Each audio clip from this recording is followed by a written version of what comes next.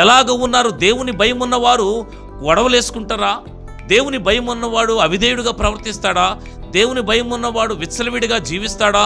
దేవుని భయం ఉన్నవాడు తనకు ఇష్టానుసారమైనటువంటి జీవితంలో జీవిస్తాడంటే కొర్నేలు యొక్క అనుభవాన్ని జ్ఞాపకం చేసుకుంటే అతడు దేవునికి భయపడువాడును. యూదా జనులందరి వలన మంచి పేరుందంటే, ఏం పేరుందంట అతనికి? మంచి పేరుందంటే కొర్నేలుకి. ఎందుకనంటే అతడు బహు ధర్మ కార్యములు చేసేవాడు, అతడు మంచి పేరు కలిగిన వాడు. అతని ఇంటి యొద్దకు ఎవరిని వస్తే అతడు పోయిరమ్మని చెప్పడండి. మనమైతే ఏం చేస్తాం?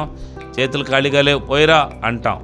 ఎవరన్నా మన బంధువులు కానీ, మన ఇరుగు పొరుగు వారిని, మన చుట్టుపక్కల ఉన్న వారిని కానీ మనము ప్రేమిస్తామా? ప్రేమించే అనుభవం మనకుందా? మనము మన కుటుంబము మాత్రమే మనము ప్రేమించబడేలా చూసుకుంటాం. బయట ఉన్నటువంటి వారిని, ఇరుగు పొరుగు వారిని, పేదలను, దరిద్రులను ప్రేమించినటువంటి స్థితిలో మనం ఉంటాం.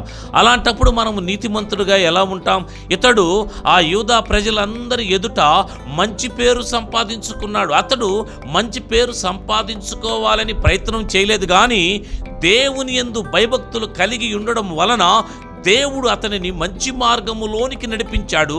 యథార్థవంతుడుగా ఉన్నాడు, నీతిమంతుడుగా ఉన్నాడు. అతని యొక్క జీవితంలో ధర్మ కార్యములు చేసేటువంటి అనుభవములో ఉన్నాడు. అతడు తన ప్రజల అందరి ఎడల ప్రేమను కలిగినటువంటి స్థితిలో ఉన్నాడు.